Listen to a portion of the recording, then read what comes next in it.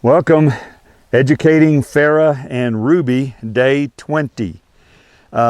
We really haven't done any more educating much since the last video, which was over 2 weeks ago.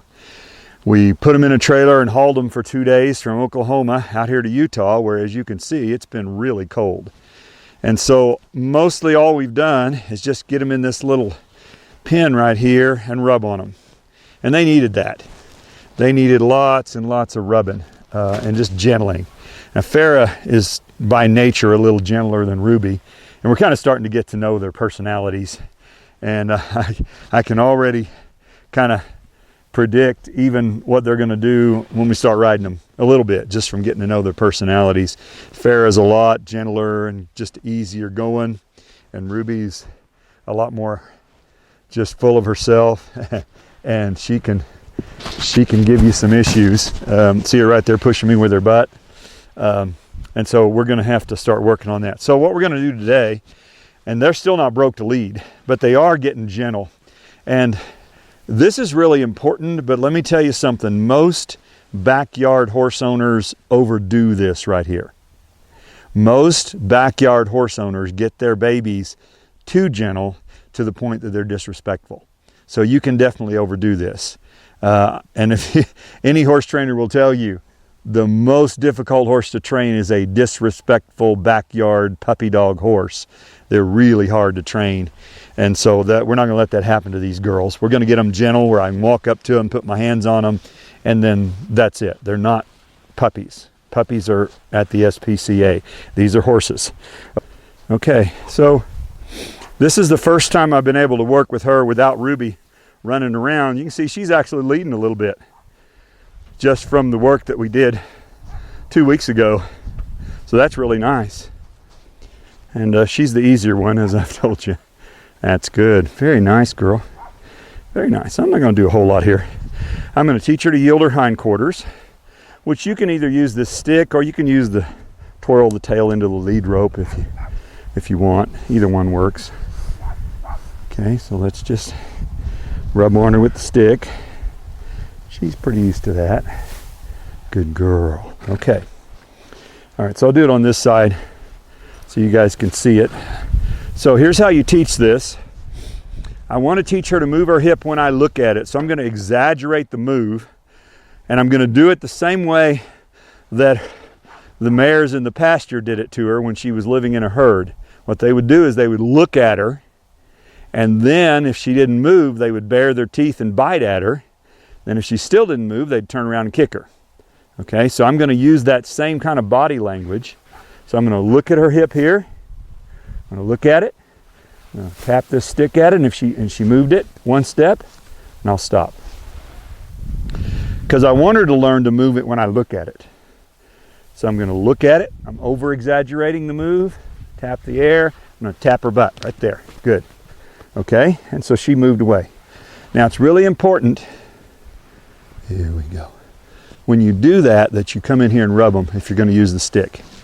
Otherwise they'll be afraid of the stick. All right, the stick's just an extension of my arm. Okay, so I'm going to look at it again, tap the air. There, she moved it over. Very nice. Very nice. We'll do one more, then we'll do the other side. Oh, wait a minute, she's licking her lips.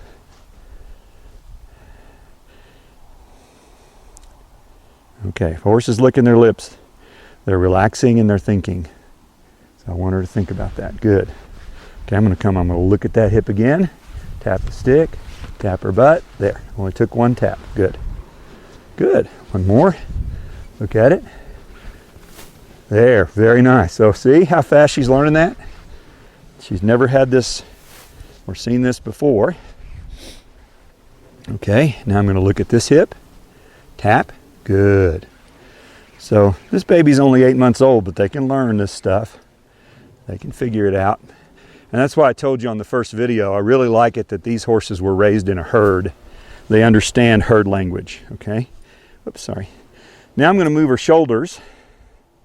And the way I'm going to do that is I'm going to, okay, there.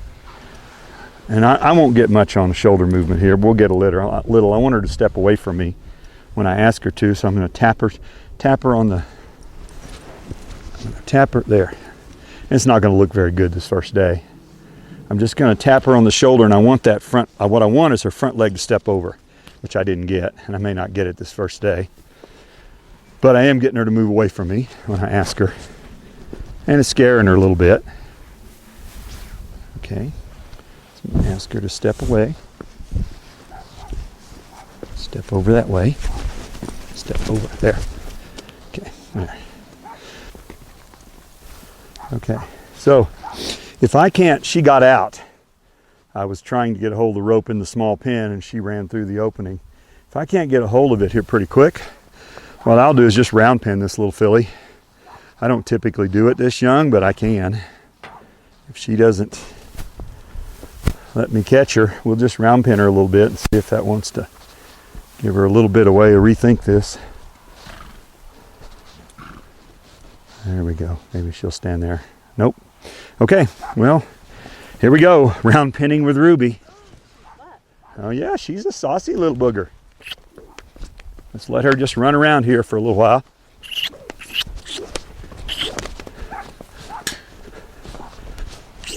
The direction I want her to go, not the one she wants to go.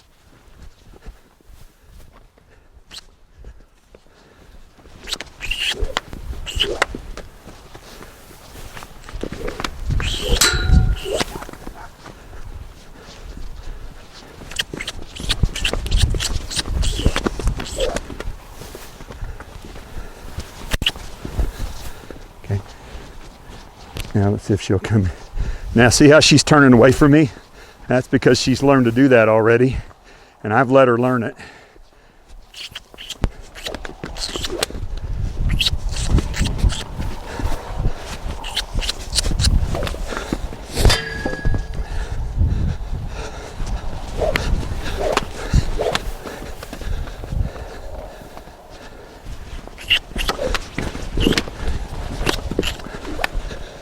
Okay, now let's see what we got.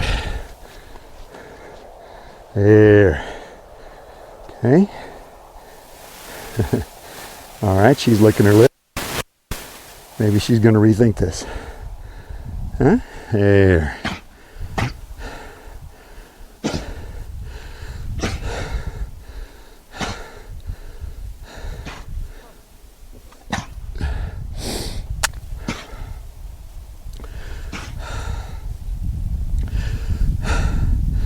Okay, now let's see what we get when we walk in here. There, she looked at me, I'll back up. Walk in. If she looks at me, I'll back up. If she turns her butt to me, she gets pressure. There. Okay. So I'm having to treat her a little differently than I did Farrah. It's all right. There, good girl. Good girl. Very nice. So this is all new. She said, he's never acted like this before. Uh-huh. Good. So every time she looks at me, I back up. So I'm teaching her to face me, at least the beginnings. As long as she's looking at me with both eyes, I'll just keep backing up. Nope. Okay.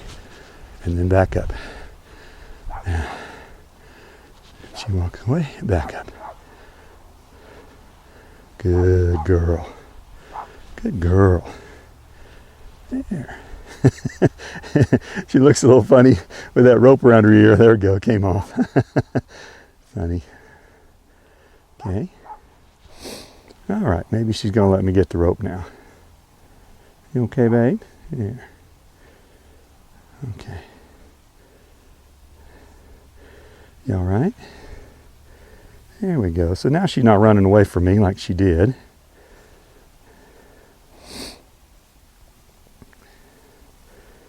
There, good girl.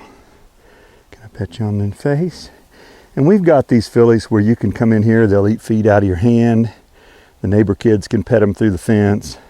So they're, they're gradually coming around, getting a little gentler. There, good girl. Good girl, good girl. Now I can get the rope. Now I can get the rope. Okay. Very nice. Good job. Okay, look at that. She took a step toward me with no pressure at all. See? And remember, we haven't had a rope on these fillies in, what's it been? More than 2 weeks, I think. So she's starting to follow me right there. Looky there. Very nice. That's really nice, Farah. Now with her, I'm going to do a little more rubbing before I start moving her hips, because she tends to be a little more afraid than Farah does. So I want to calm her down a little bit and just love on her a minute before I start moving her hips. Come here. There. Okay. And as I said, that's really, these fillies need this as much as anything. They just need to be gentled up. And they're getting there. Okay. It's a good baby. There's a good baby. There you go. She doesn't like, I noticed this earlier, she doesn't mind you rubbing her up here, but she does not like you rubbing her under her neck like that. It just bothers her. Okay, and that's a vulnerable spot for a horse. If a mountain lion attacks a horse, they go for here, jugular, belly, or the hocks, and the rear ligaments. Okay, there we go. All right, there we go. All right. There we go. See, just me rubbing on her back there by her tail bothered her. With this one, like I said, we've done this. I've rubbed her every day pretty much for the last 2 weeks in that little enclosure over there. This is the first time she's been away from Farah. There we go. There we go. Okay. Now, let's teach her, or begin to teach her to move her hindquarters. And same thing, I will first let me rub her back there with the stick. She'll probably walk off until she stands still.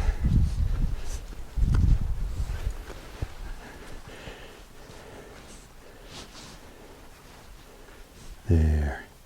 You know, people ask me what's it take to be a horse trainer. And I usually say, number one, far and above, is patience. And then the second thing, I told a friend of mine, this was just about owning a horse. He was talking to me about it. I said, well, how much money you got in your wallet? I said, oh, about $50. And I said, go over there and throw that $50 in the pond. And if you like that, you'll like owning a horse. So that's about the second thing, I guess, after patience. Okay, so I'm going to ask her to move this hip. I'm going to look at it, tap the air, and she moved. Good. Very nice.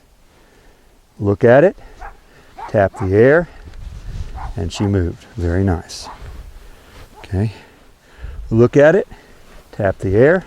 And eventually, once the horse learns this, I can take my broke horses over here, and I can be 100 yards away, not yards, 100 feet away, and look and do this and look at it, and they'll move their hip, even though I'm a long way away. Once they learn it, they know it. Okay. So this side, look at her hip, tap the air. Okay, good. Very nice. Look at it, tap the air. That time she didn't move, so I tapped her with the stick. Okay. And for those of you who don't know, that doesn't hurt. You know, I'm tapping her with it. It doesn't hurt, but it does get the point across. We're not going to hurt her. All right. So I'm just going to follow her around here until she stops running off. However long that takes. There we go. There we go. There we go. There we go. I don't know if you can see it, but when I start to touch her, it scares her. So let's work on that. She'll tell me what's bothering her. Okay, and we're getting to the end of her attention span here. Now let's see if I can get her to step over. Yeah, I didn't think that was going to be the issue. The issue was just her stand beside me here. All right. Now let's try and lunge her a little bit. So I'm going to point, cluck, And if I have to, I'll tap her. Point. There. Okay.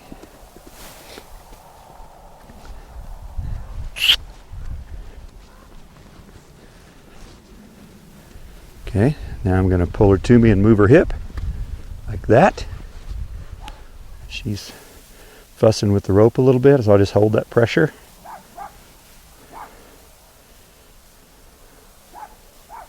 Just going to hold it until she gets to it right there. Now let's see if she'll lick her lips. Good, good. It's really important when a horse starts licking their lips, leave them alone. Give them 20 seconds or a minute, because that means they're relaxing, they're thinking about it, they're trying to figure out what happened, trying to understand what's going on. So give her 30 seconds or a minute before you do anything else. Okay? Point. Cluck. Tap. And I barely tapped her, she moved. Okay. Okay. That time she stopped on her own. I didn't tell her to. That's okay.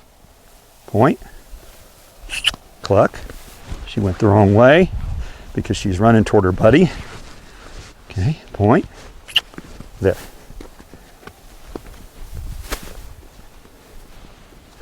Point. Cluck. There. Okay. And yield your hindquarters. And there. Step toward me. Can you step toward me? Come toward me. There we go. Okay.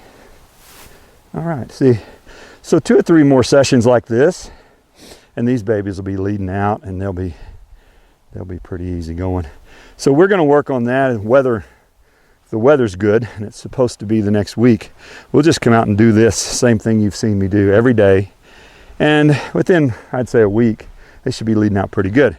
Then the next step, and that'll probably be the next video, is I'll pony them behind my saddle horse, and we'll take off across the desert, go for a little trot through the desert. All right, thanks for coming along.